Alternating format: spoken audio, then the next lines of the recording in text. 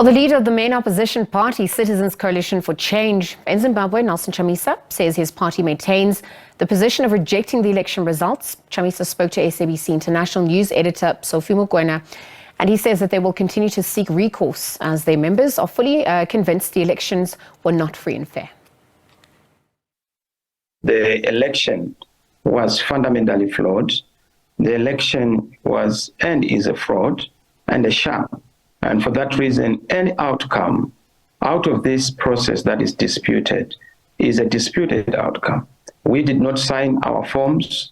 We did not consent to the outcome because we had irregularities around the statistics, cases of inflation, manipulation, and in some cases, clear failure on the part of ZEC to explain why certain anomalies were there. So Mr. Mnangagwa's figure is not a confirmed figure. We dispute that figure. We do not agree that he is the president.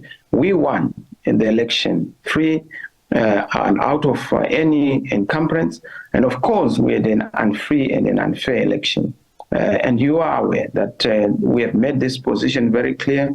All the observer mission groups have indicated that the election in Zimbabwe was so shambolic. People did not vote. In urban areas, it was a case of undermined and suppressed voting, and voter suppression was a big issue. In the rural areas, people were frog-marched and commandeered to vote, almost intimidation at various polling stations using...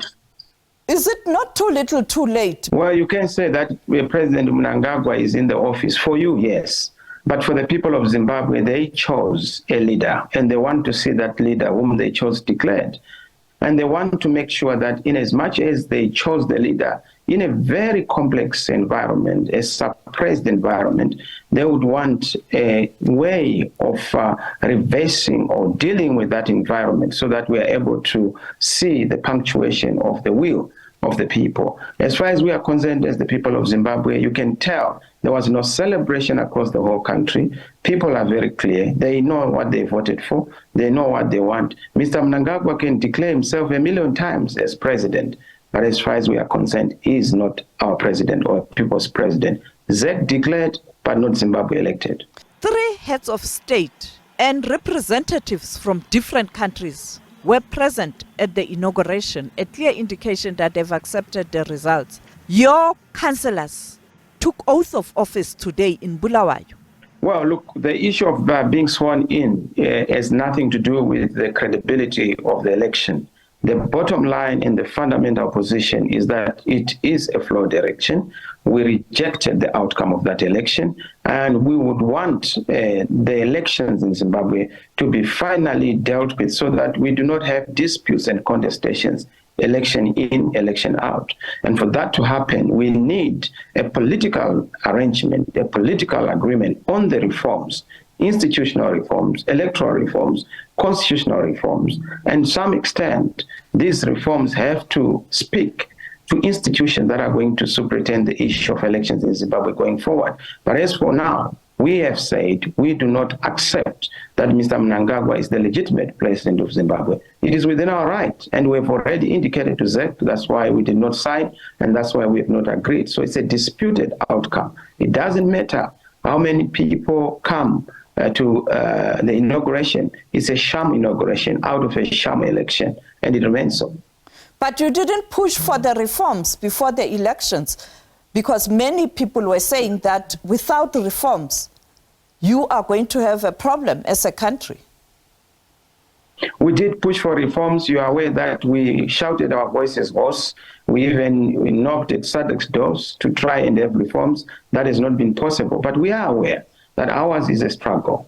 We will continue to fight. If you look at this sham election, our ground forces did fantastically well. We managed to sweep in 33 out of the 34 urban councils, almost 33 mayors out of the 34. But that doesn't mean that we have to accept a sham election just because we've won. We won even the presidents, but doesn't mean that we have to accept it.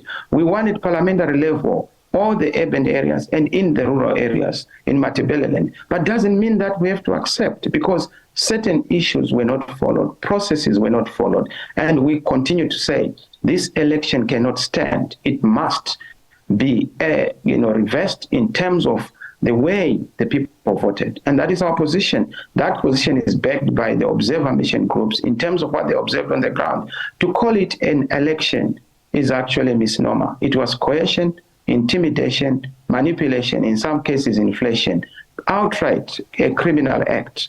In fact, it was a criminal enterprise. That is why we are rejecting the outcome and want the outcome to be respected, and we need to be able to have a political understanding and dialogue to resolve the issues that are outstanding. The Constitution of Zimbabwe is clear in terms of when you are aggrieved or the electoral process, you have to go to court. You didn't go to court.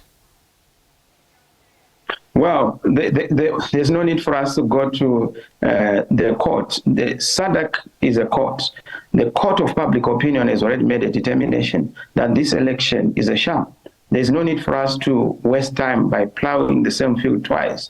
And we have been down this road. You know, in 2018, we went to the court, and we know the disposition and attitude of the court. So we don't want to waste time. We want to resolve issues. This is a political issue. It's an electoral matter.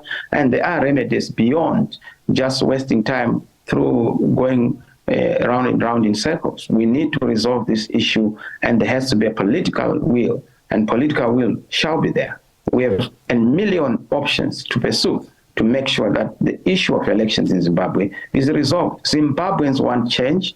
They want a new government. They want a legitimate government. They want their own government. And they've not been able to have that government because Mr. Mnangagwa was declared by ZEC erroneously out of a sham process and irregularities that were evidenced by the Zimbabweans themselves and also by the region. SADC, AU, all observer mission groups had a clear, negative report on the obtainings on the ground.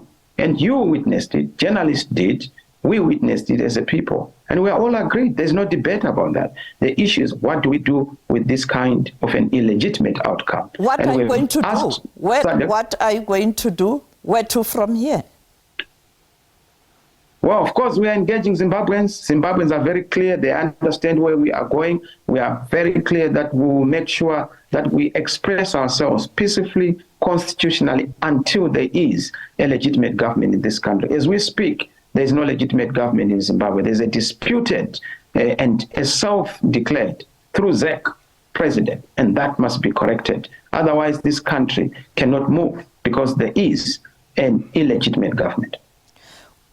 They are saying, some of your critics, that you don't have the necessary forms to challenge the ZEC in terms of their pronouncement of the election results. Anybody can say anything. The bottom line is that we managed to win this sham election. You can't say we are disorganized when we have the number of MPs we have managed to have in a disputed, in a very unfree and unfair election. When we have won the way we have won, when we have millions of supporters who supported us, that's not evidence of a disorganized party. We are very organized, and we are happy that the people of Zimbabwe believe in us. And they are very clear that time is coming and change is coming to Zimbabwe. It doesn't matter who chooses to abandon us and not give us the solidarity. At the end of the day, we know that nobody can stop a time whose moment has come. Change is coming to Zimbabwe, and we'll fight for it. And we are ready to die for it.